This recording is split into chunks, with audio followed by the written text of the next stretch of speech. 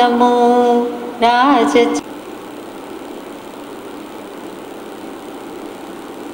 મોક્ષ માર્ગદાતા નમો રાજચંદ્ર પ્રભુ સાર ઉર્વશી સમૌરે વસો સદા પરમ આધાર જેણે જાણ્યો ખરો આત્માને અન્યને અક્ષય પૂર્ણ જ્ઞાની તે સિદ્ધને ધન્ય ધન્ય છે. અજ્ઞાનતિમિરાંધાનાં જ્ઞાનાંજન શલાકયા ચક્ષુરુન્મીલિतं યેન તસ્મૈ શ્રી ગુરવે નમઃ. સત્શ્રુતને નમસ્કાર, તારકને નમસ્કાર, અસીમ ઉપકારી આત્માને નમસ્કાર, મહાવિત્રોને નમસ્કાર, મહાવિત્રો સમાન મુરબ્બીઓ મુમુક્ષુને નમસ્કાર. પરમ કૃપાળુ દેવ પ્રણીત વચનામૃતજી અંતર્ગત મોક્ષમાળા શિક્ષા પાઠ 70 સનતકુમાર ભાગ 1. બ્રહ્મચર્ય અને બ્રહ્મચર્ય વ્રત એના મહિમા પછી તરત જ સનતકુમાર ચક્રવર્તીનો પરમ કૃપાળુ દેવે પાઠ મૂક્યો છે.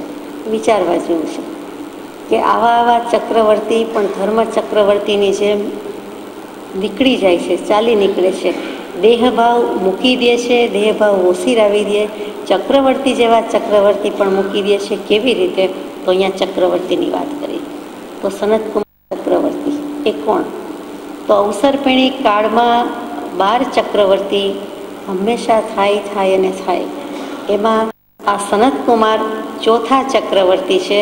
અને ક્યારે થયા એ સ્વાભાવિક પ્રશ્ન થાય કે મહાવીર સ્વામીના સમયમાં થયા, શાંતિનાથ ભગવાનના સમયમાં થયા, ઋષભદેવ ભગવાનના સમયમાં થયા. ક્યારે થયા?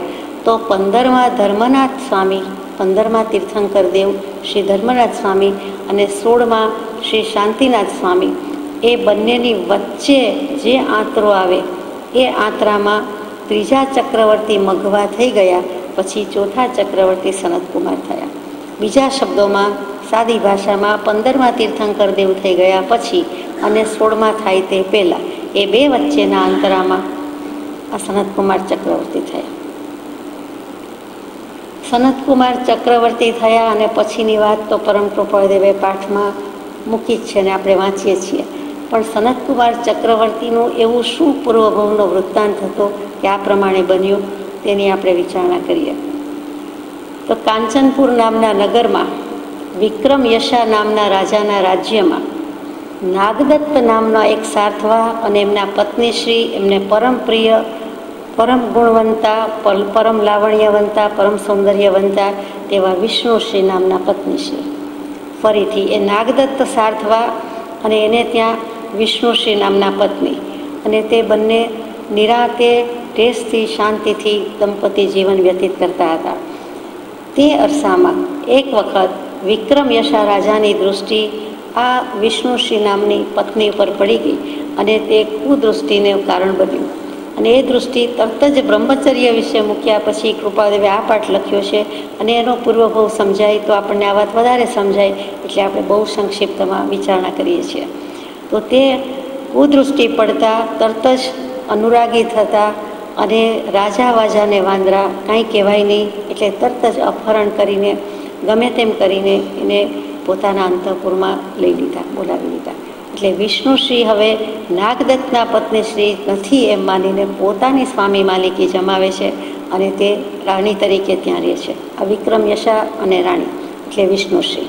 નાગદત્ત અને વિષ્ણુશ્રીની જોડી ખંડિત થયા રીતે, અને તે રીતે થતાં વિક્રમ યશાને તો પ્રેમાંધ છે, રાગાંધ છે, પણ વિયોગ કોને ચાલે છે? તો નાગદત્ત નામના સાર્થવાને એટલો બધો વિયોગ ચાલે છે કે તે લગભગ પાગલ થઈ ગયો અને જ્યાં ત્યાં ભટકવા લાગ્યો. આ વિક્રમ યશાને વિષ્ણુશ્રી સાથે જ જોઈને, હર હંમેશ સાથે જ જોઈને તે વધુ ને વધુ પાગલ થવા લાગ્યો. અને આખરે વિષ્ણુશ્રી આવતા અંતેવાસમાં બીજી રાણીઓને પણ ભરપૂર ઈર્ષા થતાં એને પણ મારી નાખવાનું કાવતરું કર્યું અને વિષ્ણુશ્રીને પણ બધી રાણીઓએ ભેગી થઈને મારી નાખી. હવે આ બાજુથી મૂળ વ્યક્તિ જેના માટે બંનેને ઝઘડો હતો એ તો જતી રહી, તો વિષ્ણુશ્રી જતી રહેતા રાજા ઘણો ગમગીન પાગલ થવા લાગ્યો. પેલો બીજી રીતે પાગલ હતો, આના વિયોગમાં, તો હવે આના વિરહમાં આ પાગલ થાય છે. રાગ કેવી બુરી ચીજ છે! એકાંત જેટલી બુરી ચીજ છે એટલો જ રાગ અને મોહ જરાય મંગળદાયક નથી, ક્યાંય કોઈએ કરવા જેવો નથી એમ બોધ આપતું હોય તેમ દેખાય છે. અને તે પાગલ થઈને ફરવા લાગ્યો. તેણે એમ કહ્યું, રાજાએ એમ કહ્યું કે આજ સુધીની આટલી પ્રાણપ્રિય પત્ની, વાલી મારી પત્ની, અને એ આમ જતી રહેતા એનો અગ્નિ સંસ્કાર હું કોઈ પણ હિસાબે કરવા નહીં દઉં. મસાલા ભરીને રાખી શકાય એવું તો હતું નહીં, પણ હું અગ્નિ સંસ્કાર નહીં થવા દઉં. પણ મંત્રીઓએ બધાએ સમજાવીને એની જાણ બહાર અગ્નિ સંસ્કાર માટે લઈ જવાના બદલે એ મૃત કલેવર જેમ છે તેમ બોધપાઠ આપવા ફેંકી દીધું, મૂકી દીધું, જંગલમાં મૂકી દીધું. અને કેમેય કરીને રાજાનો શોક સમન નથી થતો, એટલે થોડા દિવસ પછી, 3-4 દિવસ પછી રાજાને લઈ આવે છે. એ અરણ્ય જંગલ જ્યાં ફેંકી દીધું હતું ત્યાં શબ પાસે લઈ આવે છે. 3-3, 4-4 દિવસથી અન્ન પાણી વિનાનો રાજા એ પણ મૃત્યુ પામશે એમ વિચારી અને ત્યાં લઈ ગયા. તો મંત્રી રાજાને અરણ્યમાં લઈ જાય છે. ત્યાં મંત્રી રાજાને શબ બતાવે છે કે આ વિષ્ણુશ્રી, જેના ઉપર આપ મહાન જતા, રાગાન જતા, એને જોઈને રાજાને થાય છે કે અહો, આ વ્યક્તિનું શરીર છે, આ હોઈ ન શકે. શું કામ? તો કે વનના પક્ષીઓએ તે શબના લોચન ફોડી નાખ્યા હતા, ફાડી ખાધા હતા. આંખ બહાર નીકળી ગઈ હતી, ખાઈ ગયા હતા. શરીરમાંથી માંસના પરોના લોચા ને બધું બહાર નીકળી ગયું હતું. મધપુડાની બધી જ મક્ષિકા એટલે કે માખીઓ બણબણતી હતી. હજારો લાખો કીડીઓ શરીરને વળગી ગઈ હતી, કેમ કે કીડીને કણને હાથીને મણ સેજ લોહી માટે પણ કીડી તો આવે જ આવે. અને તે શબની 3-4 દિવસ પછીની તીવ્ર દુર્ગંધ ચારે બાજુ ફેલાતી હતી. તો વિષ્ણુશ્રીનું આવું શરીર જોઈને એ રાજાને એમ થયું કે શરીર વિનશ્વર છે, આત્મા વિનાશી છે. તરત જ વિચારવા લાગ્યો, કેવી શ્રેણી ફરી જાય છે. વિચાર શ્રેણી જે કર્મ જ બાંધ્યા કરતી હતી એમાંથી ધર્મ સ્વભાવમાં પરિણમી જાય. જે કમ્મેશુરા તે ધમ્મેશુરા. અને એકદમ વૈરાગ્ય આવી ગયો કે આના શરીરમાં, આવી વ્યક્તિમાં, આવી વસ્તુમાં આ શબ, અને એમાં હું મોહ પામ્યો, રાગ પામ્યો, આ મને શોભે નહીં, મને ધિક્કાર છે. અને મેં પાછું કોઈનું હતું ધન, સ્ત્રી ધન એ જોટવી લીધું, એટલે મને બીજી રીતે પણ વિષય વિકાર ઉપર ધિક્કાર છૂટે છે. અને આ કામદેવ ઉપર પણ ધિક્કાર છૂટે છે કે કેમ બધા જીવો સમજતા નથી. ગઈકાલ સુધી, આજ સુધી પોતે સમજતો નથી, હવે બીજા માટે વિચાર કરે છે. એમ વૈરાગ્યવાન બની જતા વિક્રમયશા રાજા સુવ્રતાચાર્ય નામના મુનિ પાસે દીક્ષા અંગીકાર કરે છે. દીક્ષા અંગીકાર કરી લે છે. માંસ ખમણ જેવી 1 મહિનાની ઉગ્ર તપશ્ચર્યા કરે છે. છેલ્લે દેહ છૂટવાનો વખત આવે છે, સમાધિ મરણ પામે છે. અને ત્રીજા સનતકુમાર દેવલોકમાં દેવપણે ઉત્પન્ન થયા. આ સનતકુમાર ચક્રવર્તીનો પૂર્વભવ કહીએ છીએ.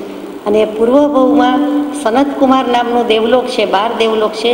શ્વેતાંબર આમનાઈથી 12 અને દિગંબર આમનાઈથી 16 દેવલોક. એમાં સૌધર્મ, ઈશાન અને ત્રીજું સનતકુમાર દેવલોક છે. ચોથું મહેન્દ્ર, 5મું બ્રહ્મલોક વગેરે વગેરે. તો ત્રીજા દેવલોકમાં ઉત્પન્ન થયો. નામ પણ સનતકુમાર છે, અને અહીંયા ત્રીજા દેવલોકનું નામ પણ સનતકુમાર છે. અને ત્યાં જન્મ્યા. હવે એ તો દેવ આયુષ્ય પૂર્ણ કરીને પછી પાછા એક જીન ધર્મ નામે શ્રેષ્ઠી પુત્ર થયા. ત્યાં દેવનું આયુષ્ય લાંબુ હતું, તે પૂરું થયું. પછી રત્નપુર નગરીમાં જીન ધર્મ નામના કોઈ શ્રેષ્ઠી પુત્ર થયા, શ્રાવકના કુળમાં જન્મ પામ્યા. અને એ બાળક જ હોવા છતાં 12 શ્રાવકના વ્રતનું પાલન કરે છે. પૂર્વના સંસ્કાર છે, તેથી જીન ધર્મનું પાલન કરે છે. પૂર્વે મુનિ પણ પાડ્યું હતું, દીક્ષા લીધી હતી, એ બધું યાદ આવી જાય છે કે ગમે તેમ, પણ એ સંસ્કાર વશાત બધા મુનિરાજને આહારદાન વગેરે આપે છે. 12 વ્રતમાં પાલન કરવામાં મશગુલ છે. આ બીજી બાજુ શું થાય છે કે નાગદત્ત અને વિષ્ણુશ્રીના વિયોગમાં, તો કે નાગદત્ત વિષ્ણુશ્રી પત્ની જતી રહેતા પોતાનો પણ ક્યારેક દેહ છૂટવાનો સમય આવ્યો, મૃત્યુ પામ્યા. તિર્યંશ યોનિમાં ખૂબ પરિભ્રમણ થયું, કેમ કે છેક સુધી આર્ત ધ્યાન થયું. વિષ્ણુશ્રી જતી રહેતા દેહ ત્યાગ થતાં પણ એનું આર્ત ધ્યાન મળતું નથી. તો સિંહપુર નગરમાં અગ્નિશર્મા નામે બ્રાહ્મણનો પુત્ર થયો. પહેલાં તો તિર્યંશ ગતિમાં ફર્યું, પહેલો દેવગતિમાં ગયો, આ તિર્યંશ ગતિમાં ગયો. આખી વસ્તુ બદલાઈ ગઈ અને બ્રાહ્મણનો પુત્ર થયો. અને પછી સ્ત્રીદંડી એટલે સંન્યાસી બન્યા અને તપ કરવા લાગ્યા. તપ તો બંનેએ કર્યું, પણ જુદું પડે છે. એ પરિવ્રાજક થઈને રત્નપુર નગરમાં આવ્યો. ત્યાં રાજાએ તેને પારણાના દિવસે પોતાને ત્યાં પધારવાનું નિમંત્રણ આપ્યું. પારણા માટે રાજમહેલમાં આવેલા સંન્યાસીએ ત્યાં જીન ધર્મ નામના વણિક કુમારને જોયો. આ બાજુ આ સંન્યાસી ત્રિદંડી થયો છે તે, અને આ બાજુથી જીન ધર્મ થયો છે તે. અને એને જોતાં જ પૂર્વનું વેર એકદમ ઉગી નીકળ્યું, ફૂટી નીકળ્યું. એને તરત જ કહ્યું કે આ વ્યક્તિ જે આવી છે, આ રાજાને ઘેર પોતે પરણું કરવા આવ્યો છે, ત્રિદંડી સંન્યાસી, તો આ જે તમારે ઘેર છે, તમારા અત્યારે રાજમહેલમાં આવ્યો છે તે, એટલે કે પેલો બાળક શ્રાવક છે તે જીન ધર્મ, એની જ પીઠ ઉપર એને જ ટેબલ જાણે કે બનાવીને આ મને જમાડો અને બધો દૂધપાક વગેરે તેના પર મૂકો, એટલે કે ટેબલ તરીકે ઉપયોગ કરો. એટલે એને વાંકો વળાવે છે, એની બેગ પીઠ ઉપર બધું મુકાવે છે. એટલું જ નહીં, પણ ગરમા ગરમ દૂધપાકનું જમણ છે. સૌરાષ્ટ્રમાં તો ગરમ દૂધપાક ન જમાડે, પણ ગુજરાતમાં ગરમ દૂધપાકની પ્રથા છે. એનીવે, અપાર્ટ ફ્રોમ દેટ, એટલે પછી ગરમા ગરમ દૂધપાકનું તપેલું વગેરે બધું જ એના બેગ ઉપર મુકાવે છે, પીઠ ઉપર મુકાવે છે. બાળક છે, શાવક છે, પણ સમતાનો સાગર છે, સહી લે છે. રાજા વાજાને વાંદરા, રાજાનો હુકમ છે, અને કહે છે મારા અતિથિને સન્માન આપવામાં હું પાછું વળીને જોઉં નહીં. અતિથિની ઈચ્છા છે કે આ પ્રમાણે આના ઉપર જ તમે મૂકીને જમાડો, એટલે મારે મૂકવું પડે છે. અને બાળક માની જાય છે, સ્વીકાર કરી લે છે. સ્વીકાર કરાવે છે, ક્ષમતા છે, પણ દેહ તો દેહનો ધર્મ બજાવે છે. એટલે ગરમા ગરમ ભોજનનું ભાજન મૂકેલું હતું, તેને કારણે તેના વાસામાંથી માંસ, પરુ, લોહી વગેરે બહાર નીકળી જાય છે, અને પીઠ હતી ન હતી થઈ જાય છે. તો પણ રાજાને કે પેલાને અતિથિને, ત્રિદંડીને કાંઈ દયા આવતી નથી. એ વેદના સહન કરતાં કરતાં વિચારે છે કે મારા પૂર્વકર્મનું જ કોઈ ફળ છે. પીઠની ચામડી ભલે બળી જાય, ફરફોલા ભલે ઉઠી ગયા, અને ભલે રોઈની નદી વહે, પણ જે છે તે આ છે, દેહનું સ્વરૂપ આવું છે. વણિક પુત્ર થોડી વાર પછી જમી લે છે, એટલે ઘરે આવે છે. આજે જૈન પુત્ર છે, શ્રેષ્ઠી પુત્ર છે, તે ઘરે આવીને ભરપૂર વૈરાગ્ય હોવાથી તરત જ દીક્ષા લઈ લે છે. અને પર્વત પર જઈને પોતાનો પૃષ્ઠ ભાગ, પાછળનો ભાગ જે આ ગરમ થઈ ગયો હતો, બળી ગયો હતો, તે ખુલ્લો રાખે છે. કારણ કે કપડું વગેરે પણ સહન થઈ શકે નહીં, અને કદાચ દિગંબર અવસ્થા પણ હોય તો તે ખુલ્લું રાખીને ત્યાં કાયોત્સર્ગમાં સ્થિત થઈ જાય છે. પર્વત પર ઠંડી, ગરમી, શિયાળા, ઉનાળા, કપડું કાંઈ સહન ન થઈ શકે, તેમ છતાં તેવો જ પરિસર્ગ અને ઉપસર્ગ સહન કરે છે. નવકાર મંત્રનું સ્મરણ કરતાં કરતાં, દારૂણ પીડાને સહન કરતાં કરતાં એ અત્યંત મહાન પુણ્ય કર્મ ઉપાર્જન કરે છે. પણ છેવટે આયુષ્ય પૂર્ણ થાય છે, અને ત્યાંથી તે જીન ધર્મ પહેલાં દેવલોકમાં સૌધર્મેન્દ્ર બને છે. પહેલાં દેવલોકનો ઇન્દ્રપદની પદવી મળી ગઈ. આ સમતાથી હજુ મોક્ષ થયો નથી એ વિચારવા જેવું છે. આપણને બોધપાઠ આ છે કે હજુ મોક્ષમાં કમી છે, મોક્ષની ખામી છે, મુક્ત ભાવની પ્રાપ્તિ નથી, હજુ આ પરિભ્રમણ ઊભું છે. નિગોદથી નીકળેલો જીવ છે, ઇન્દ્ર સુધી પહોંચ્યો છે, પણ નાથ નિગોદથી ઇન્દ્ર સુધીની પદવી અનેક વાર પામ્યો, પણ સમ્યક દર્શન, આત્મજ્ઞાન, કેવલ જ્ઞાન, મોક્ષ બાકી રહ્યો, અને ત્યાં જાય છે. તે પછી પૂર્ણ કરે છે, અને તે આયુષ્ય પૂર્ણ કરતાં પહેલાં તે જ દેવલોકમાં પેલો જે જીવ છે જેણે ભોજન આરોગેલું, એનો પણ કાલાંતરે દેહત્યાગ થાય છે. એ જ દેવલોકના ઇન્દ્રનો ઐરાવત હાથી બને છે. આ જુઓ, વેરના સંસ્કાર જતા નથી તો ક્યાં સુધી પીછો કરે છે જોવાનું છે એની જ સાથે.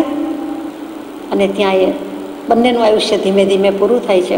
પહેલાં એ હાથીનું પૂરું થાય છે, કારણ કે હાથી રૂપે છે, ને પહેલાં દેવ રૂપે છે, અને પછી એ યક્ષરાજ થાય છે. કોઈ એક પર્ટિક્યુલર એરિયામાં જેમ વનરક્ષક દેવ હોય તેમ એ યક્ષરાજ થાય છે. તેનું નામ અસિત છે. કોણ? તો કે જે હાથીનો જીવ હતો, જે વેર રાખે છે તે જીવ. અને પેલા દેવલોકમાં હતા, સૌધર્મેન્દ્ર હતા. એ સૌધર્મેન્દ્ર તરત જ જૈન ધર્મનો જીવ અને જૈન ધર્મનો પાલક હતો.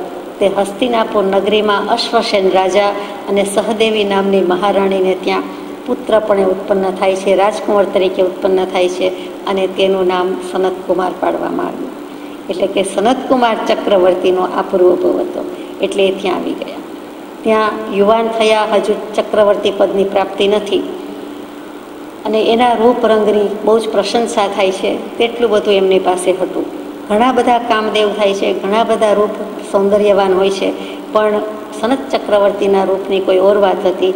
અને તેને એક મિત્ર હતો, તે મહેન્દ્રસિંહ.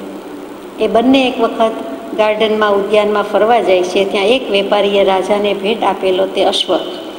તે અશ્વો ઘણા બધા હતા, એમાંથી એક અશ્વ ઉપર પસંદગી ઠરે છે, ઉતરે છે, અને એ અશ્વ લઈને તરત જ ભાગી નીકળે છે. એમ જ કુતૂહલથી હંમેશા હાથી અને ઘોડા બધાના કુતૂહલ પ્રિય રહ્યા જ છે. રમકડામાં પણ બનાવાય છે, રાજ દરબારમાં પણ હોય છે, પ્રોસેસનમાં પણ હોય છે, જીન મંદિરમાં હોય છે, બધે જ હોય છે. હાથી ઘોડાનું કુતૂહલ લગભગ બધાને છે. એમાં પણ જે અશ્વ ખેલાવે છે કે રાજકુંવર છે એને વિશેષ હોય છે. જોયો નથી કે બેઠા નથી. આપણે જેમ સાયકલ, સ્કૂટર કે નવી કારને પછી તરત જ બેસી જવાનું, રાઈડ લેવાનું મન થાય, એવું જ કંઈ એ અશ્વ ઉપર કંટ્રોલ રહેતો નથી. અશ્વની લગામ પોતાના હાથમાં છે, પણ કેળવેલો નથી, ટ્રેન નથી. એટલે જેમ જેમ એને વારવાનું, નીચે ઉતરવાનું, રોકવાનું કરે છે, તેમ તેમ અશ્વ હવામાં જાણે ગેસ ભર્યો હોય પ્લેનની જેમ એમ હવામાં પણ ઉડતો ઉડતો આગળ આગળ જતો જ જાય છે. 24-48 કલાક સતત નોનસ્ટોપ દોડે છે, ઉડે છે, જે કયો તે. પછી થાકે છે, મૂર્છા પામે છે અને ઘોડો તો બેભાન થઈને દેહ ત્યાગ થઈ જાય છે, પ્રાણ ગુમાવી દે છે. એના ઉપર બેઠેલો આ સનતકુમાર હજુ ચક્રવર્તી નથી. તેનું શું થયું? તો કે તે પણ મૂર્છા પામી જાય છે, પણ દેહ ત્યાગ થતો નથી. જુએ છે તો ક્યાં આવી ગયો, શું થયું? ત્યાં વનરક્ષક જે કોઈ દેવ હશે એને પાણી પાયું કે પાણી આપ્યું અને એનામાં કંઈક પ્રાણ આવ્યો. બેભાન જ હતા, બેશુદ્ધ હતા, એમાંથી શુદ્ધિમાં આવ્યા. હવે એ કુમાર ત્યાં મૂર્છિત બનીને હતા, તેમાંથી કંઈક કુમાર ભાનમાં તો આવી ગયા, પણ ત્યાંથી ભાનમાં આવી ગયો એટલે જે યક્ષ હતો એ નાસી ગયો. પછી એનું કોઈ ન હતું. અને તે વખતે શું થાય છે? તો કે તે વખતે જે મહેન્દ્રસિંહ નામના ફ્રેન્ડ સાથે, દોસ્ત સાથે નીકળેલા, તે ખરી દોસ્તી હતી, ખરા અર્થમાં દોસ્ત હતો. એટલે એને થાય છે કે ગમે તે થાય, પણ આ ગયો ક્યાં સનતકુમાર? ઘરના બીજા બધાએ શોધખોળ કરી પણ મેળ પડ્યો નહીં, પત્તો પડ્યો નહીં, એટલે ઘર ભેગા થઈ ગયા. પછી થોડા દિવસ મહેનત કરી, તપાસ કરી, પણ મહેન્દ્રસિંહ તો પાછળ જ પડે છે. ઘર છોડી દીધું અને બીજો ઘોડો લઈને જ્યાં ત્યાં બધે જ ફરે છે. 1 વર્ષ સુધી ચહલ પહલ મચાવે છે અને બધે જ શોધખોળ કરે છે. અંતે 1 વર્ષની મહેનતના અંતે તેને સનતકુમારનો ભેટો થાય છે અને તે સનતકુમાર પાસે જ પહોંચી જાય છે. જ્યાં સનતકુમાર આવી અવસ્થામાં હાજર છે અને જીવે છે, ત્યાં જ મહેન્દ્રસિંહનો ભેટો થાય છે અને બંને એકબીજાને ઓળખી જાય છે. સ્વાભાવિક છે, એ જ ભવની વાત છે. અને બંને ભેટે છે અને તે વખતે કહે છે કે તું ક્યાં હતો, આ કેવી રીતે થયું?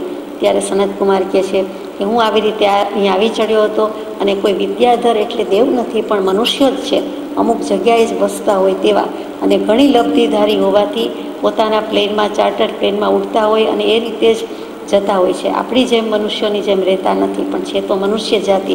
તો એ વિદ્યાધરો અહીં આવી ચડ્યા હતા અને એમાં હું બચી તો ગયો છું અને અનેક વિદ્યાધરની કન્યા સાથે મારા લગ્ન થયા છે, વગેરે વગેરે. એટલે આ રસાલા મસાલા સાથે પાછા એને લઈ જાય છે. એટલે વિદ્યાધર એમ કોઈ જવા દેતું નથી. એક વિદ્યાધર એની સામે બરાબર ફાઇટ આપે છે અને એ હારતો નથી. સનતકુમાર હારી જાય એવી અવસ્થા આવી જાય છે, પણ ત્યાં છેલ્લે કંઈક વિદ્યાના બળથી કે ચક્રવર્તી પદ ઉપાર્જન કરેલું હોવાથી એ જીવી જાય છે, જીતી જાય છે. અને પછી એ બધા બંને દોસ્ત અને બીજી જે કંઈ સુંદરી કન્યા પરણ્યા હતા એની સાથે રાજ્યમાં પાછા આવે છે. બંને મિત્રો મળીને હસ્તિનાપુર આવી ગયા અને અશ્વસેન રાજાએ પુત્રને રાજ્ય સોંપી અને દીક્ષા અંગીકાર કરી અને સનતકુમારે મહેન્દ્રસિંહને સેનાપતિ બનાવ્યો. સનતકુમાર તો બહાર નીકળી ગયા, ઘોડા ખેલવવા, રાજકુંવર હતા, એટલે પિતાશ્રી જ રાજ કરતા હતા. તે અશ્વસેન રાજાને વૈરાગ્ય આવ્યો, વૃત્તાંત સાંભળ્યો, પોતે દીક્ષાંગીકાર કરી અને પુત્રને રાજ્યાભિષેક કર્યો અને એ રીતે નીકળી ગયા અને એણે આને સેનાપતિ બનાવ્યો. એટલે હજુ ચક્રવર્તી નથી, સામાન્ય રાજા છે, જેને માંડલિક કહેવામાં આવે છે શાસ્ત્રોમાં. એ રીતે પણ એના 10,000 વર્ષ જેટલા કાળ વ્યતીત થાય છે. 3 લાખ વર્ષનું આયુષ્ય છે, એટલે ચિંતા કરવા જેવું નથી. એમાંથી આટલા 1000 વર્ષ આ પ્રમાણે ગયા. એ જમાનામાં બધાના આયુષ્ય એટલા લાંબા હતા જ. તે નીતિપૂર્વક રાજ્ય ચલાવતા ચલાવતા આખરે એ રાજાને સામાન્ય રાજા, મહારાજા, રાજાધિરાજાને એમાંથી ચક્રવર્તી પદની પ્રાપ્તિ થાય છે. એટલે કે 14 રત્ન પ્રાપ્ત થાય છે. 7 એકેન્દ્રિય રત્ન અને 7 પંચેન્દ્રિય રત્ન. આ 14 રત્નને પ્રાપ્ત કરીને ચક્રવર્તી પદ પ્રાપ્ત કરે છે. 10,000 વર્ષ તો ચક્રવર્તી પદ પ્રાપ્ત કરવામાં, યુદ્ધ ખેલવામાં જાય છે, દિગ્વિજય કરવામાં જાય છે. બધી દિશામાં, 4 દિશામાં બધાને હરાવતા હરાવતા કેટલાક એની આણ આજ્ઞા મનાવે છે, કેટલાક માન્ય કરતા નથી. ને જ્યાં ત્યાં યુદ્ધ કરીને છેવટે એ ચક્રવર્તી થાય છે અને ચક્રીપણાનો અભિષેક દેવોએ આવીને કર્યો. એટલે અહીંયા સુધી જે વિચારણા કરી તે સનતકુમાર ચક્રવર્તી કેવી રીતે થયા, કે પૂર્વભવ શું હતો તેની વાત હતી. હવે પરમ કૃપાળુ દેવ કે છે શિક્ષાપાઠ 70 ભાગ 1. પહેલું જ વચન છે ચક્રવર્તીના વૈભવમાં શી ખામી હોય? ચક્રવર્તીનો વૈભવ તો આપ જાણો છો, છતાં લેવો હોય તો લઈએ. આછી ઝાંખી થાય કે ચક્રવર્તીનો વૈભવ કેવો હોય છે.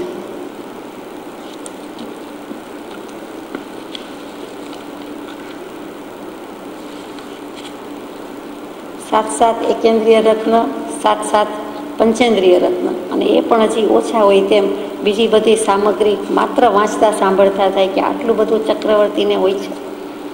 ચક્રવર્તીની સમસ્ત સંપત્તિ કરતાં આપણો એક સમય પણ મૂલ્યવાન છે. પણ સમસ્ત સંપત્તિ શું?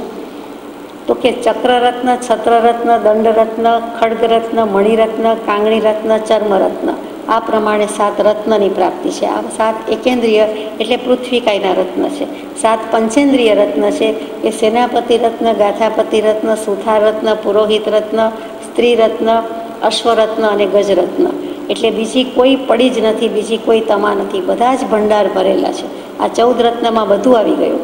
નવનિધિ છે કે 8 ચક્ર પર રહેલી 12 યોજન લાંબી, 9 યોજન પહોળી, 8 યોજન ઊંચી એવી પેટી એટલે કે મંજુષા ગંગા નદીના મુખ આગળ રહે છે. અને 6 ખંડના વિજય પછી ચક્રવર્તી એની સાથે પાતાળ માર્ગે નગરમાં આવે છે. કે આટલું ક્યાં ચાલે ને ક્યાં હોય, ક્યાં છુપાઈને રહે? તો કે જેટલું ભૂમિ પર છે એવી રીતે બીજું કેટલું પાતાળમાં પણ છે. પછી નૈસર્પ નિધિ છે, એ ગામ વગેરે વસાવવાની, સેનાદી પડાવ નાખવાની. પાંડુક નિધિ, પિંગલા નિધિ, સર્વરત્ન નિધિ, મહાપદ્મનિધિ, કાલનિધિ, મહાકાલનિધિ, માણવક મહાનિધિ, શંખનિધિ, જે નવે નિધિ કહીએ છીએ, નવે ભંડાર કહીએ છીએ. જુઓ, ધર્મચક્રવર્તી કેવલ જ્ઞાની ભગવંતના કેવલ જ્ઞાન પ્રાપ્ત થાય એટલે 9 નિધાન ખુલી જાય એ જુદા, એ 9 ખજાના કેવલ જ્ઞાન, કેવલ દર્શન, અનંત સુખ, અનંત વીર્ય વગેરે. જ્યારે અહીંયા આ 9 નિધિ સ્થૂળ ભૌતિક દૃષ્ટિએ મુકાય છે તે છે. પછી ભરતખંડમાં ગામ, નગર, ખંડ, ખેટ, મંડમ, પટ્ટન, દ્રોણ, સંવાહન અને દુર્ગાટવી, આ બધાના ભરતખંડ છે, ભેગા થયેલા છે. એટલે કે ષટખંડ મંડિત ભરતખંડ, આ 6 ખંડની પૃથ્વી, એમાં એક એકમાં ગ્રામ એટલે 96 કરોડ ગામ. પછી નગર એટલે 75,000 નગર, ખેટ 36,000, ખંડ 24,000, પછી મડમ 40,000 અને એથી પણ વધારે, પટ્ટન 48,000, દ્રોણ 99,000, સંવાહન 74,000, દુર્ગાટવી 28,000. એટલે કોઈ પર્વત પર આવેલા ગામ અને કોઈ ચારે તરફ દિવાલ કોટ હોય એવા ગામ, પછી પર્વતથી વીંટળાયેલા ગામ, એમ બધું 9 પ્રકારે અને મુખ્ય 6 પ્રકારે મૂકેલું છે. અને પરિવારમાં ચક્રવર્તીની એક પટરાણી કે જે ચક્રવર્તીના મહેલમાં જ રહે છે અને તેનાથી સંતાન ઉત્પત્તિ હોઈ શકતી નથી, એ નિયમ છે. પણ નાના મોટા રૂપ વિકુરવી શકે એટલે વિક્રિયા લબ્ધિને કારણે જે કંઈ 96,000 રૂપ ધરી શકે છે, 96,000 પટરાણી અને હજારો પુત્રો હોઈ શકે છે, હોય છે, હતા. 3,50,000 બંધુ વર્ગ અને મિત્રો છે. 3.5 કરોડની સાથે વિવાહ, લગ્ન, ચાંદલાથી માંડીને વાટકી વ્યવહારને બધું કેટલું બધું હશે. 3.5 કરોડ માણસો સાથે. સૌધર્મ દેવલોકનો ઇન્દ્ર મુખ્ય મિત્ર છે. પહેલા દેવલોકનો ઇન્દ્ર આ પૃથ્વી ઉપર રહેલા ચક્રવર્તીનો, નરેન્દ્રનો મિત્ર છે. એટલું જ નહીં, પણ એ ચક્રવર્તીના રાજમહેલમાં ડ્રોઈંગ રૂમમાં હિંડોળા પર હિંચકવા માટે પણ આવે છે અને બંને ગોષ્ઠી પણ કરે છે. સામાન્યપણે એમ કહેવાય કે દેવ આપણને દેખાય નહીં, દેવદેવી દેખાય નહીં, દર્શન થાય નહીં અને અદૃશ્યપણે જ આવતા હોય તો આવીને જાય. આ ચક્રવર્તી અપવાદ છે, એની સાથે વાત પણ કરે છે અને ઘણી જ વાર હિંચકે બેસવા આવે છે. શરીરની સંભાળ રાખનારા 361 વૈદ્ય અને એ સિવાયના ઇતર વૈદ્ય પણ 361, દિવસ 360 ગુજરાતી કેલેન્ડર પ્રમાણે. વૈદ્ય એક 361, એક વધારાના. ખડે પગે રહેતા 360 અંગરક્ષકો, બોડીગાર્ડ્સ. સ્વયંપાકી રસોઈયા તો કે 360. દરરોજનું 4 કરોડ મણ અનાજ, 10 લાખ મણ મીઠું અને 72 મણ હિંગ વપરાય.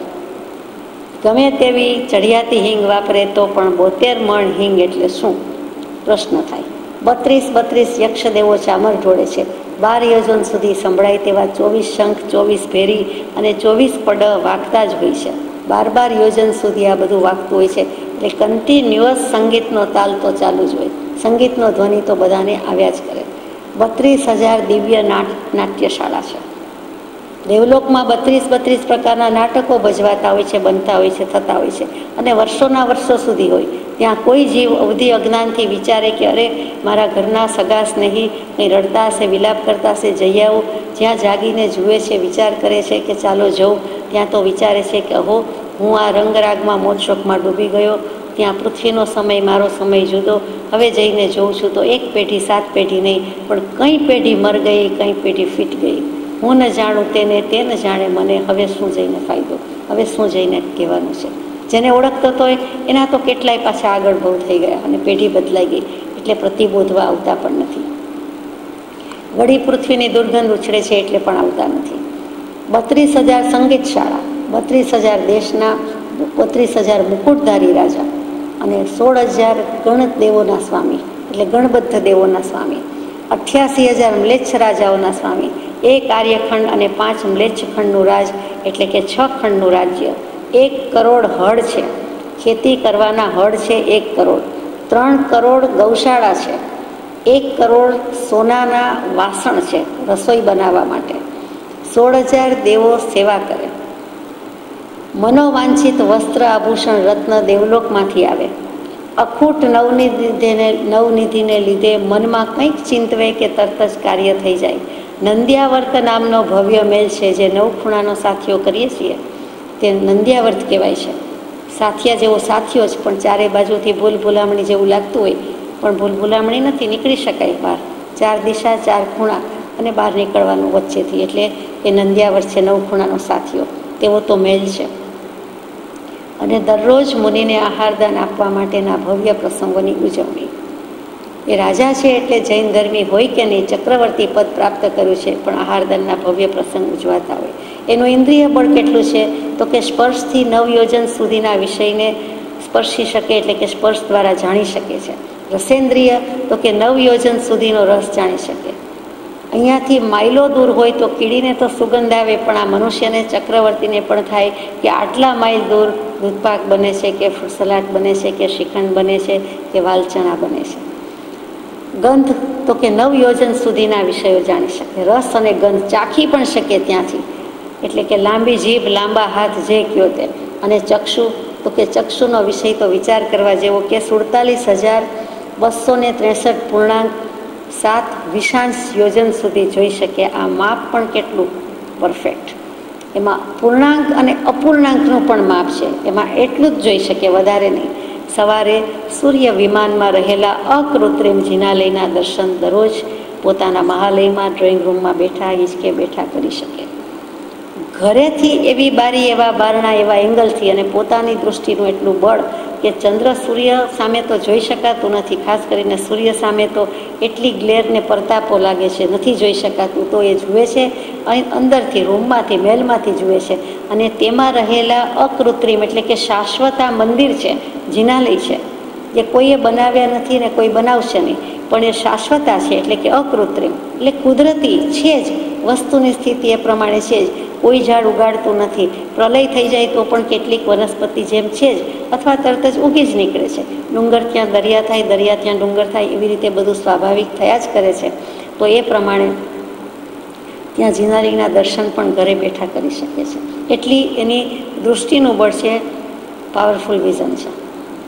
અને છેલ્લે કર્ણ તો કે 12 યોજન સુધી સાંભળી શકે. અને છેલ્લી સેના, આવડી મોટી સેના હોય અને એ સેનાના છેલ્લા સૈન્ય સુધી, છેલ્લા સૈનિક સુધી એને વાત કરી શકે, સાંભળી શકે.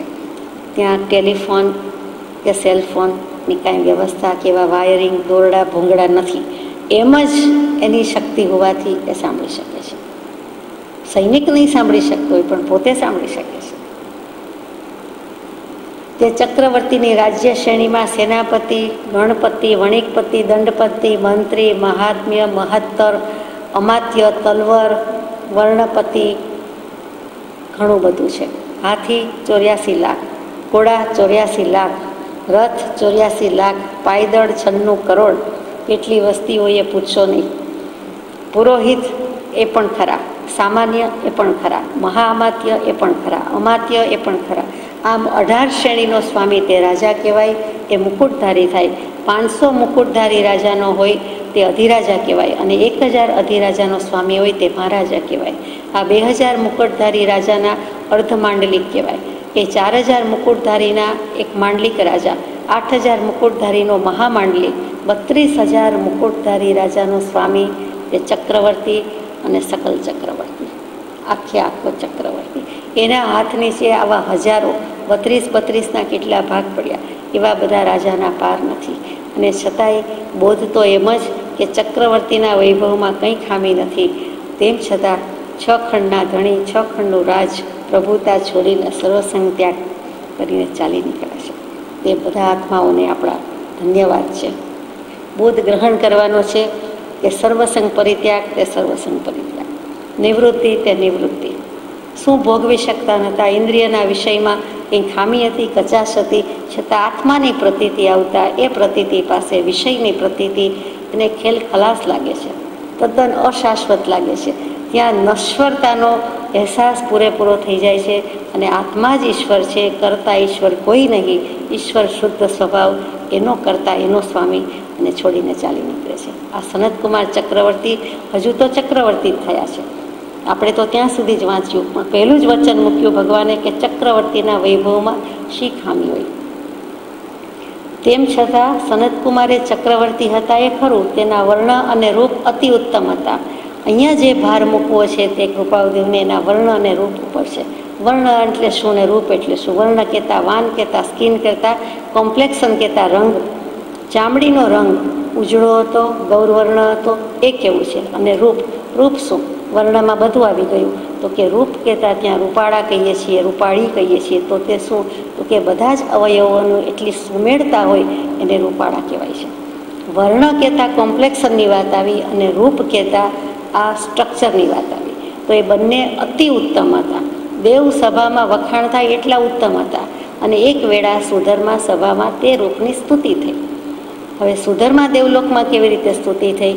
તો કે જે વખતે આ ચક્રવર્તી પદનું પાલન કરતા હતા એ જ અરસામાં દેવલોકની સભાનું નામ સુધર્મા સભા, એ સભા ભરાઈ અને ત્યાં ઈશાન દેવલોકના એટલે કે બીજા દેવલોકના એક દેવ ત્યાં પધાર્યા. એક રૂમમાંથી બીજા રૂમમાં એમ એક દેવલોકના બીજા દેવલોકમાં જાય, તે બીજા દેવલોકવાળા ઈશાન દેવલોક છે એ સુધર્મા દેવલોકમાં સભામાં આવ્યા, એટેન્ડ કરવા આવ્યા. અને તે વખતે કેટલાકે પૂછ્યું ઇન્દ્ર મહારાજાને કે હે ઇન્દ્ર મહારાજા, આ ઈશાન દેવલોકના જે દેવ હમણાં પધાર્યા એનું આટલું બધું રૂપ કેમ છે? એના વર્ણ, રૂપ, રંગ આપણા પહેલા દેવલોકના અથવા આ ભરી સભામાં બધા જ ભેગા થયા છે, એમાં આ ઈશાન દેવલોકના આ પર્ટિક્યુલર દેવનું આવું રૂપ કેમ છે અથવા આનું તેજ આટલું બધું કેમ છે? એટલે તરત જ ઇન્દ્ર મહારાજે કહ્યું કે એને તપ અને તેજ પ્રાપ્ત થયું છે, આપણા બધા કરતાં, તમારા બધા કરતાં વિશેષ પ્રાપ્ત થયું છે. તે શા માટે છે? તો કે પૂર્વ ભવમાં જૈન ધર્મનું પાલન, મુનિની વયાવચ, પોતે પણ મુનિ થયા, ઘણું તપ કર્યું અને તે કારણે એ આત્માને ભાવિત વાસિત કરેલ હોવાથી અને તેને તપશ્ચર્યાના બળથી આ ફળ મળ્યું છે. એટલે એનું રૂપ તેજ કંઈ અલૌકિક છે. તે વખતે બીજો પ્રશ્ન થાય છે કે આવું જ અપૂર્વ તેજ કોઈ બીજાનું છે ખરું? તરત જ ઇન્દ્ર મહારાજા કહે છે કે બીજાનું છે, આવું જ છે, આથી વિશેષ કહી શકાય, ઓછું નથી. એ તમારે પૃથ્વી પર જવું પડે. સનતકુમાર ચક્રવર્તીનો રૂપ રંગ એવા જ છે, એના વર્ણ એવા જ છે, આથી વિશેષ છે, કમ નથી. દેવલોકમાં દેવો માની શકતા નથી કેવું હોય. તરત જ બે દેવને થાય છે. આપણે પરીક્ષા કરી આવ્યા, આપણે જઈને જોઈ આવ્યા. ઇન્દ્ર મહારાજાના વચન પર શ્રદ્ધા ન થવાથી એ બે દેવ બ્રાહ્મણનું રૂપ લઈને ચક્રવર્તી પાસે આવ્યા. તે વખતે સનતકુમાર ચક્રવર્તી શું કરતા હતા તે આમાં વાંચીએ કે કોઈ બે દેવને એ વાત રૂચી નહીં, એટલે તેઓ શંકા ટાળવાને વિપ્ર રૂપે સનતકુમારના અંતઃપુરમાં ગયા. સનતકુમારનો દેહ તે વેળા ખેડથી ભર્યો હતો. તેને અંગ મર્દન આદિ પદાર્થોનું માત્ર વિલેપન હતું. એક નાનું પંચિયું પહેર્યું હતું અને તે સ્નાન મંજન કરવા માટે બેઠા હતા.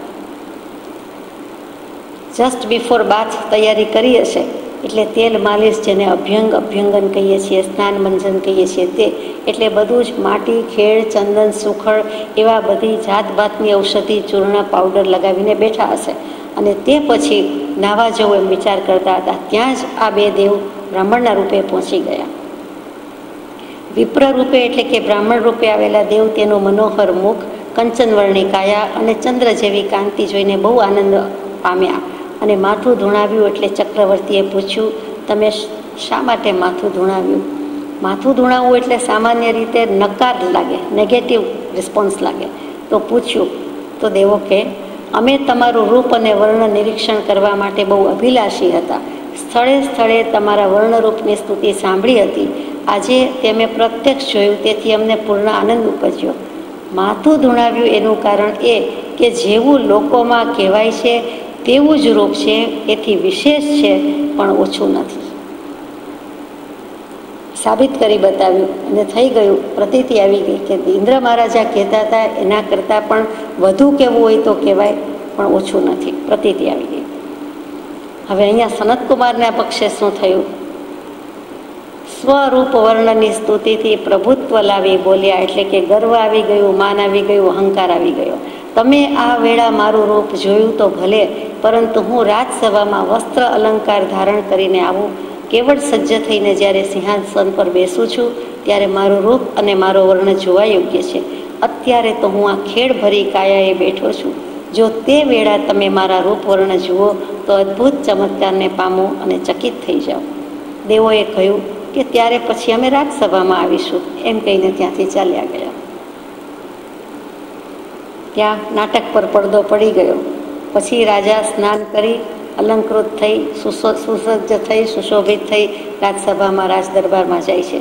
ત્યાં બે દેવો જે પરીક્ષા કરવા આવ્યા હતા એ પણ પહોંચી જાય છે. રૂપ લઈ શકે છે નાના મોટા. સનતકુમારે ત્યાર પછી ઉત્તમ વસ્ત્ર અલંકારો ધારણ કર્યા. અનેક ઉપચારથી જેમ પોતાની કાયા વિશેષ આશ્ચર્યતા ઉપજાવે તેમ કરીને તે રાજસભામાં આવી સિંહાસન પર બેઠા. આજુબાજુ સમર્થ મંત્રીઓ, સુભટો, વિદ્વાનો અને અન્ય સભાસદો યોગ્ય આસને બેસી ગયા છે. રાજેશ્વર ચામર છત્રથી અને ખમા ખમાતી વિશેષ શોભી રહ્યા છે, તેમજ વધાવાઈ રહ્યા છે. ખમા ખમા તો આપ જાણો, હમણાં જ ઇન્ડિયા ઇન્ડિપેન્ડન્સ થયું હશે ત્યાર પહેલાં જેણે, આપણે તો જોયું નથી પછી જન્મ્યા હોય, પણ જે રાજા રાજવી હોય અને છડી પોકારતા હોય એ તો એક નાનો રાજા, એક ગામનો બે ગામનો રાજા, તો પણ બધા ખમ્મા ખમ્મા છડીદાર પોકારે. આ ચક્રવર્તીને તો કેટલી ખમ્મા હોય, કેટલાનું અભિવાદન ઝીલતા જાય. એક લાંબુ પ્રોસેસન હોય તો એ આપણને ખ્યાલ આવે છે. તો આ તો આખી નગરી છે અને આટલું બધું છલકાય છે, ભંડાર છલકાય છે. તો એ ખમા ખમામાંથી વધાવણા લેતા લેતા પહોંચી જાય છે. ત્યાં દેવતાઓ વિપ્ર રૂપે આવ્યા. અદ્ભુત રૂપ વર્ણથી આનંદ પામવાને બદલે ખેદ પામ્યા છે એવા સ્વરૂપમાં તેઓએ માથું ધૂણાવ્યું. ચક્રવર્તીએ પૂછ્યું, અહો બ્રાહ્મણો, ગઈ વેળા કરતાં આ વેળા તમે જુદા રૂપમાં માથું ધૂણાવ્યું, એનું શું કારણ છે તે મને કહો. અવધિ જ્ઞાન અનુસારે વિપ્રે કહ્યું કે હે મહારાજા, તે રૂપમાં અને આ રૂપમાં અગ્નિ આસમાનનો એટલે કે ભૂમિ આકાશનો ફેર પડી ગયો છે. ચક્રવર્તીએ તે સ્પષ્ટ સમજાવવાને કહ્યું તો બ્રાહ્મણોએ કહ્યું કે અધિરાજ, પ્રથમ તમારી કોમળ કાયા અમૂલ્ય અમૃત તુલ્ય હતી, આ વેળા એ ઝેર તુલ્ય છે. ક્યાં અમૃત અને ક્યાં ઝેર. જ્યારે અમૃત તુલ્ય અંગ હતું ત્યારે આનંદ પામ્યા અને આ વેળા ઝેર તુલ્ય છે ત્યારે ખેદ પામ્યા. અમે કહીએ છીએ તે વાતની સિદ્ધતા કરવી હોય તો તમે તાંબુલ થૂકો, તત્કાળ તે પર માખી બેસશે અને પરલોક પહોંચી જશે. વસ્તુ સ્થિતિ કેટલી બદલાઈ ગઈ છે જોવાનું છે. ત્યાં ભગવાન કહે છે,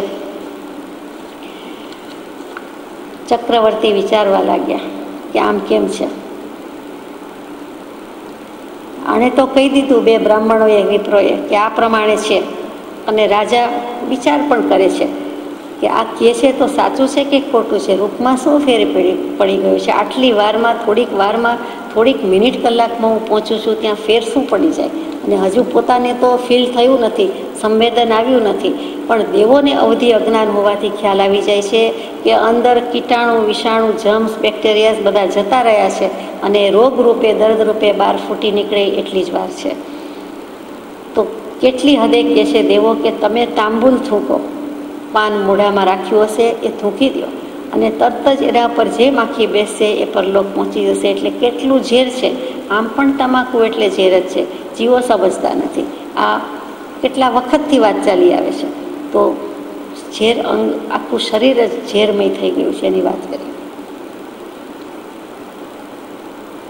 શિક્ષા પાઠ 71, સનતકુમાર ભાગ 2. સનતકુમારે એ પરીક્ષા કરી તો સત્ય ઠરી, એટલે કે થૂકી જોયું તો માખી મરી ગઈ. પૂર્વિત કર્મના પાપનો જે ભાગ અને તેમાં આ કાયાના મત સંબંધીનું મેળવણ થવાથી એ ચક્રવર્તીની કાયા ઝેરમય થઈ ગઈ હતી. પૂર્વના કર્મનો ઉદય તો હતો જ, અને એમાં જે શરીર સંબંધી મદ આવી ગયું, માન આવી ગયું, અભિમાન આવી ગયું કે મારા રૂપને મારા વર્ણ દેવો પણ પરીક્ષા કરવા આવે, એમાં પાસ થઈ જવાની બદલે એટલું જ નહીં પણ એ આવ્યા છે અને હજુ જાણે કે એવી જ કાયા શાશ્વત કાળ રહેવાની હોય તો થોડી વારમાં શું ફેર પડે આપણને સવાલ થાય તો કે રાજ દરબારમાં આવજો, ત્યાં મળીશું. આ તો કાંઈ જ નથી. એવો જે માનમદ આવી ગયું એના માનમાં, એના પરિણામમાં તરત જ મૂળ તો પૂર્વ બાંધેલા જ છે એ ઉદયમાં આવ્યા છે, અને એમાં મધ સંબંધી મેળવણ છે. દૂધ તો હતું જ, પણ મેળવણ નાખ્યું એટલે દહીં થયું, નહીં તો જામત નહીં. એટલે મધ થયો એ પણ મુખ્ય વાત છે. નહીં તો પહેલાં કર્મ જુદી રીતે ઉદયમાં આવીને ભોગવી લે તને જતા રહે ને નિજરા થઈ જાય, એની બદલે મધ ભેગો થયો. એટલા માટે ચક્રવર્તીની કાયા ઝેરમેર થઈ ગઈ. વિનાશી અને અશુચિમય કાયાનો આવો પ્રપંચ જોઈને સનતકુમારને અંતઃકરણમાં વૈરાગ્ય ઉત્પન્ન થયો.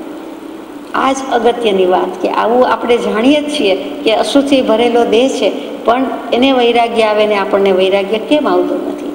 તો એ વખતનું કહે છે એનું મનોમંથન શું છે એ વિચારવા જેવું છે કે કેવળ આ સંસાર તજવા યોગ્ય છે. આવીને આવી અશુચિ સ્ત્રી પુત્ર મિત્રાદિકના શરીરમાં રહી છે, એ સઘળું મોહમાન કરવા યોગ્ય નથી. એમ બોલીને તે 6 ખંડની પ્રભુતા ત્યાગ કરીને ચાલી નીકળ્યા. આટલી જ વાર હતી. રોગના સ્થાનરૂપ એવા આ શરીરને, મારા શરીરને ધિક્કાર છે.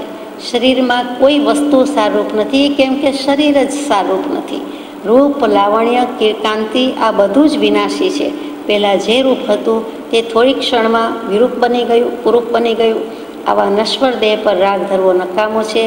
વિનાશી શરીર નાશ પામે છે, એના કરતાં અવિનાશી એવા આત્માની જ અજર અમર અવિનાશી દેહાતીત સ્વરૂપ જે છે એવું કંઈક આત્મતત્વ, એની જ હું આરાધના કરી લઉં. તેમાં જ બુદ્ધિમત્તા છે, તેમાં જ શ્રેય રહેલું છે. એમ વૈરાગ્ય પામી પુત્રને રાજગાદી સોંપી સુપ્રત કરી, અને સનતકુમારે વિનયનધર મુનિ નામના જે કોઈ તે વખતે આચાર્ય ભગવંત હતા એની પાસે સર્વસંગ પરિત્યાગ એટલે કે સર્વવીરતી વ્રત દીક્ષા ગ્રહણ કરી અને વિવિધ પ્રકારે તપ કરવા લાગ્યા. તપનું જતું નથી, કેમ કે સનતકુમારના પૂર્વભાવમાં પણ તપનો પ્રભાવ રહ્યો છે. ત્યાં પણ જૈન સંસ્કાર હતા. પર્વત ઉપર જે વ્યક્તિએ પૃષ્ઠ ભાગને તપાવ્યો હતો, ઉપસર્ગ પરિસર સહન કર્યા હતા, એ અસમજણમાં પણ કર્યા હતા, અને આજે આ સમજણ પછી પણ કરવા લાગે છે, અને તે પાછા તપસ્વી તરીકે વિખ્યાત થઈ ગયા. નામ જ સનતકુમાર છે, અને તે બ્રહ્માના 4 માનસ પુત્રો કહેવાય છે. તેમાં પણ સનક અને સનતકુમાર વગેરે આવે છે. એક સનાતન નામ છે, સનક નામ છે, અને સનતકુમાર પણ છે. તો એ 4 પુત્રોમાં એમાં એ નામ પણ આવે છે. એ સનતકુમાર બીજા હોવા સંભવ છે. અહીંયા આ સનતકુમારની વાત છે, પણ નામ એક સરખું છે. સનતકુમાર દેવલોકમાં જ હતા, અને સનતકુમાર દેવલોક અને ત્યાંથી જન્મી કરી અને પાછા નામ પણ સનતકુમાર, અને પાછા અહીંયા પણ ચક્રવર્તી પદે, અને પછી ધર્મ ચક્રવર્તી થવા બધું છોડીને ચાલી નીકળ્યા. તો વિવિધ તપ કરતાં કરતાં ક્યાં આવી ગયા? તો કે જુદી જુદી જગ્યાએ વિહાર કરે છે, અને ત્યાં લુખ્ખું સૂકું ભોજન જે કંઈ મળે છે, આંત પ્રાંત કહેવાય સંસ્કૃતના શ્લોકમાં, પ્રાકૃતમાં. એટલે કે વધેલું ઘટેલું, લેફ્ટ ઓવર, ઓછું વધતું મળે, લુખ્ખું સૂકું મળે. વધેલું ઘટેલું એટલે ઘરના માટે આપણે બનાવી હોય તો કેટલીક વાર વધારે હોય, કેટલીક વાર ઘટેલું હોય. તો જે ઓછું થઈ ગયું હોય ત્યાર પછી પધાર્યા હોય તો એમાંથી પણ હોય, ભાગમાંથી ભાગ પડે એના જેવું. અને તે બધું કરતાં કરતાં એમના શરીરમાં ક્યાં ચક્રવર્તીનું ભોજન અને ક્યાં આ બધું ભોજન. તો તે વખતે શરીરમાં ભલે પૂર્વકર્મનો ઉદય હશે, જાત ભાતની વ્યાધિઓ વૃદ્ધિ પામવા લાગી. 1 નહીં, 2 નહીં, 3 નહીં, પણ ખસ ખરજવું 1 ગણો તો 1, શોષ, તાવ, સોજા, શ્વાસ, અરુચિ, ઉદર પીડા એટલે પેટની પીડા, અને નેત્રની પીડા. આમ 7 મહાવ્યાધિ કીધા છે. તેને 700 વર્ષ સુધી સનતકુમાર ચક્રવર્તી પ્રેમથી, ટેસ્ટથી, આસાનીથી, સહજ સ્વાભાવિક દશાથી સહન કરે છે. એમને તપશ્ચર્યાને હિસાબે તે જ ભાવમાં અનેક લબ્ધિ પ્રગટી છે. પોતાના જ કફથી, થૂકથી બધું જ નાશ પામી જાય એવી લબ્ધિ પ્રગટી ગઈ છે સનતકુમાર ચક્રવર્તી. હવે સનતકુમાર મુનિ કહીએ છીએ આપણે. તેમ છતાં કંઈ કહેતા નથી. ત્યારે દેવો પરીક્ષા કરવા આવે છે કે આ શરીરમાં મોહમાન કરવા યોગ્ય નથી એમ કરીને સનતકુમાર ચાલી નીકળ્યા. એ મોહમાન શું છે? તો કે મોહ કહેતા કાયા મારી હોવી, મારા પણ હોવું તે મોહ, અને માન એટલે મારી અને વળી મારી જ કાયા સારી છે એ માન આવ્યું. તો એ મોહમાન કર્યા એણે મારું અને સારું એમ કરીને કર્યું, પણ એ છોડીને ચાલી નીકળ્યા છે. તો હવે પાછું જવું તો ખરું, કેમ કે ઇન્દ્ર સભામાં સુધર્મા સભામાં ફરી પ્રશંસા થઈ કે આ વ્યક્તિ આવા સાધુ મુનિ દશામાં છે, આટલી લબ્ધિધારી છે, પણ પોતાના દેહ માટે સંયમ અર્થે માત્ર દેહ તે સંયમ હેતુ હોય જો એટલા માટે ટકાવવા માટે પણ કોઈ શક્તિ લબ્ધિનો ઉપયોગ કરતા નથી, કોઈ લબ્ધિ ફોરવતા નથી. એ મહાત્માને, એ મુનિ ભગવંતને ધન્ય છે એમ ઇન્દ્ર મહારાજા કહે છે. ફરીથી બે દેવને થાય છે કે પરીક્ષા કરી આવીએ. વૈદરાજ તરીકે આવે છે અને પહોંચી જાય છે. હે સાધુ મુનિ, હું બહુ કુશળ રાજવૈદ છું. તમારી કાયા રોગનો ભોગ થયેલી છે. જો ઈચ્છા હોય તો તત્કાળ હું તે રોગને ટાળી આપું. સાધુ બોલ્યા, હે વૈદ, કર્મરૂપી રોગ મહોન્મત્ત છે, મહા ઉન્મત્ત છે. એ રોગ ટાળવાની તમારી જો સમર્થતા હોય તો ભલે મારો એ રોગ ટાળો. એ સમર્થતા ન હોય તો આ રોગ ભલે રહ્યો. દુનિયામાં બે પ્રકારના રોગ હોય છે, દ્રવ્ય રોગ અને ભાવ રોગ, લૌકિક અને અલૌકિક. તો કામ એક આત્માર્થનો બીજો નહીં મન રોગ. મારો જો ભવરોગ મિટાવી શકતા હો તો વૈદરાજ સદગુરુ વૈદ્ય સુજાણ, હું આપને સદગુરુ તરીકે સ્થાપું. પણ આપ તો દ્રવ્ય રોગ મટાડવા આવ્યા છો, તો એ રોગ તો ભલે રહ્યા. આપ જુઓ, એ રોગ ટાળવાની સમર્થતા હું ધરાવતો નથી કેમ દેવ બોલે છે. ત્યારે સાધુ કહે છે કે પોતાની લબ્ધિના પરિપૂર્ણ પ્રબળ વડે થૂકવાળી અંગુલી કરી તે રોગને ખરડી કે તત્કાળ તે રોગનો નાશ થયો. પરુથી ગદગદતું શરીર અને પરુ ઝરતી નીતરતી આંગળી, અને એ આંગળી આપણે જે લેપ્રસી કે રક્તપિત્ત કહીએ તેવું. અને જો કોઈનું જોયું હોય તો ખ્યાલ આવે કે એના પર માખી બણબણતી હોય એથી માંડીને જોવું ન ગમે, તેમ છતાં આ લબ્ધિ એને બતાવવા માટે કહે છે કે પોતાનું જ કફ અને થૂક એ પોતાની આવી ગદગદથી પરુવાળી આંગળી પર લગાવ્યું. આખી આંગળી સુવર્ણમય સોનાની એટલે કે સારી થઈ ગઈ. તો કે હું કરી શકું તેમ છું, પણ મારો ઉદય છે, મારે ભોગવી લેવું જોઈએ. મારે તો જે કાંઈ છે તે દ્રવ્ય રોગ મટાડવો નથી, પણ ભાવરોગ ભવરોગ મિથ્યાત્વ ટાળવું છે, જન્મ મરણ ટાળવા છે. એટલે તે વખતે દેવે પોતાનું સ્વરૂપ પ્રકાશ્યું, ધન્યવાદ ગાઈ વંદન કરી તે પોતાને સ્થાનકે ગયા. દેવ કહે છે, ધન્ય છે આ પુરુષને કે જે પોતાની પાસેથી પોતે જ કાંઈ અપેક્ષા રાખતા નથી, પોતાના દેહની પણ સારવાર કરતા નથી, કોઈ દરકાર રાખતા નથી. તે દેહાતીત પુરુષને અગણિત નમસ્કાર છે એમ કરીને દેવો પણ ચાલ્યા ગયા. રક્તપિત્ત જેવા સદૈવ લોહી પરુથી ગદગદતા મહારોગની ઉત્પત્તિ જે કાયામાં છે, પળમાં જેનો વણસી જવાનો સ્વભાવ છે, જેના પ્રત્યેક રોમે પોણા બબ્બે રોગનો નિવાસ છે, તેવા 3.5 કરોડ રોમથી ભરેલી હોવાથી કાયા એ તો રોગનો ભંડાર છે એમ વિવેકથી સિદ્ધ છે. મનુષ્ય શરીરમાં 5,68,98,584 રોગ રહેલા છે. આ ભવે ઉદયમાં ન આવે અલગ વાત છે, પણ એમાં રહેલા છે. ગમે ત્યારે ગમે તે જીવને ગમે તે ભવે ગમે તે ક્ષેત્રે 14 રાજલોકમાં જ્યાં પણ હોય ત્યાં ઉદય આવવાનો હોય તો આવે જ આવે. એને કોઈ રોકી શકે નહીં, એનું નિવારણ પણ શક્ય ન હોય તો ન જ થાય. એવા નિકાચિત બાંધ્યા હોય તો કોઈ ઉપાય કારગર થતો નથી, આપણે જાણીએ છીએ. તો એવી રીતે આટલા બધા રોગમાંથી કોઈને કોઈ રોગ તો નીકળી જ શકે છે. શરીર એ વેદનાની મૂર્તિ છે, કૃપાળુદેવ લખીએ તો એમાં આ ક્યાંથી થાય? એટલે સમજી લેવા જેવું છે કે શરીરનું તો એ ધર્મ જ છે, રોગ જ છે. આત્માનો ધર્મ જુદો છે, વસ્તુનો સ્વભાવ તે તેનો ધર્મ, તેની પ્રાપ્તિ કરવાની છે. કાયાથી શું? અન્ન વગેરેની ન્યૂન અધિકતાથી તે પ્રત્યેક રોગ જે કાયામાં દેખાવ દે છે, મળમૂત્ર નરક હાડ માંસ પરુ અને શ્લેષથી એટલે કે 7 ધાતુ અને વળી 7 ઉપધાતુથી જેનું બંધારણ ટક્યું છે, ત્વચાથી માત્ર જેની મનોહરતા છે, માત્ર ચામડીના 7 પળમાં ઉપલું પડ આપણને જોઈ શકાય છે, દેખી શકાય છે, એટલે એમાં મોહી પડીએ છીએ. પણ એ ખરેખર ચામડું જ છે, એ ચામડી જ છે, એ કંઈ કાંતિ નથી, પ્રીતિ કરવા યોગ્ય નથી. તો ત્વચાથી બાહ્ય ચામડીથી જ મનોહર છે. તે કાયાનો મોહ ખરેખર વિભ્રમ જ છે, ભ્રમણા જ છે, ભ્રાંતિ જ છે, ખોટું જ છે, મિથ્યા જ છે. આજ સુધી પોષું સ્પર્શેન્દ્રિયનો અધ્યાસ હોવાથી અનંતકાળથી આજ સુધી આ પોષ્યું છે, હવે પોષવા જેવું નથી. સનતકુમારે જેનું લેશ માત્ર માન કર્યું તે પણ જેથી સંખાયું નહીં તે કાયામાં સનતકુમાર આત્મા અને કાયા જાણે સામસામા ગોઠવાયા હોય બંને પક્ષ, અને સનતકુમારના જીવે પોતાની જ કાયા માટે માન કર્યું, મહત્વ રાખ્યું, ગૌરવ કર્યું, ગર્વ કર્યો, તો કાયા જાણે બીજો પક્ષ વિરોધ પક્ષ હોય એમ તેમ છુપાઈ ગઈ, રિસાઈ ગઈ, સંતાઈ ગઈ કે નહીં, તને ગર્વ છે પણ મારા કારણે છે, તું કોના કારણે ગર્વ કરી શકે છે, હું કાયા સારી છું તો, એમ કરીને એ પણ જેનાથી સંખાયું નથી તે કાયામાં અહોપામર તું શું મોહે છે. કાયા જ સામે પડી, દેહ જ દુશ્મન થયો, પોતાનું સૌંદર્ય જ પોતાનો દુશ્મન થયો, તો કે છે એ મોહ મંગળદાયક નથી. આવો મોહ મૂર્છા છે, ભ્રમ છે, ભ્રમણા છે, વેમ છે, કોઈ પણ જીવ માટે લાગુ પડે છે, આપણને એટલું જ લાગુ પડે છે, એમાં મોહાવા જેવું નથી, એ મંગળદાયક નથી, એ આપણું શુભ, કલ્યાણ કે મંગળ કે સુખ લાવશે નહીં. જ્યાં સુધી કાયામાં માયા છે ત્યાં સુધી સ્વરૂપમાં સમાઈ શકવાના નથી. એ ચોખ્ખી વાત અહીં ધીમેકથી કહી દીધી છે. કોઈક જગ્યાએ એમ પણ આવે કે આ 7 મહાવ્યાધિ 700 વર્ષ સુધી સહન કર્યા. કોઈક જગ્યાએ શાસ્ત્રમાં એમ પણ આવે કે 16 મહારોગને 700 કે 7000 વર્ષ સુધી સહન કર્યા. 700 વર્ષ સુધીની વાત વિશેષ પ્રચલિત છે, એટલે આપણને કૃપાળુદેવે અહીંયા મૂક્યું છે તે લીધું છે. અંતમાં